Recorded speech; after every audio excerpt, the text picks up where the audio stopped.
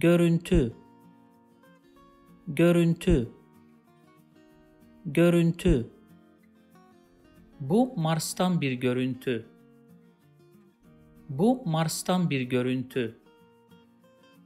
Bu Mars'tan bir görüntü. Buradan görüntü berbat. Buradan görüntü berbat.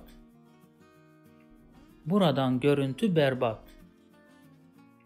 Bu görüntüler nereden? Bu görüntüler nereden? Bu görüntüler nereden?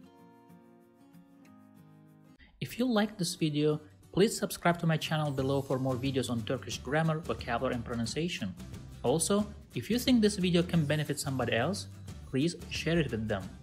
Last, if you have any comment or request, please provide your feedback in the comment section below and I'll do my best to respond as soon as possible.